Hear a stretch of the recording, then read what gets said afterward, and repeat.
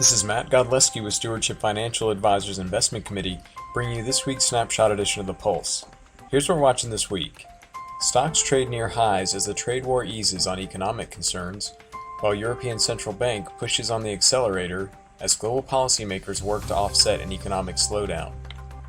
Stocks moved back near their peak this week as the U.S. backed down on their tariff threats as mounting economic concerns pushed them back to the negotiating table.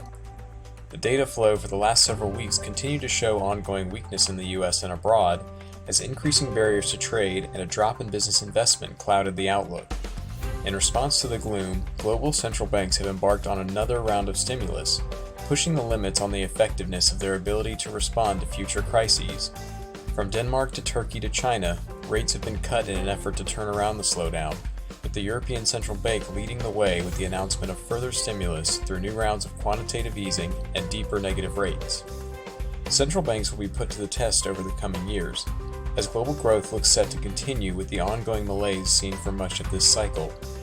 The headwinds facing the developed world are looking to accelerate as the population continues to age, productivity remains low, and governments are stuck in gridlock, unable to make the structural changes necessary to unlock meaningful economic growth. The trade war only adds to these problems, and the likelihood of an effective trade deal ending the longer-term confrontation with the Chinese is improbable. The good news is that despite the increasing frictions across borders, technology continues to revolutionize consumption patterns, increase efficiencies, and solve many of the world's problems. One threat that has been notably absent for much of the past 20 years has been inflation, with companies now able to source goods from around the world at lower and lower costs, and their adaptability allowing for the corporate profit engine to keep humming along. Despite a small uptick in inflation this year, expectations remain for slow growth in prices across the globe, further anchoring bond yields lower. We've recently raised cash to have on hand to be opportunistic should an unwind in the trade talks occur, a surprise disappointment is unveiled by the Fed, or a geopolitical shock knocks equity prices from their highs.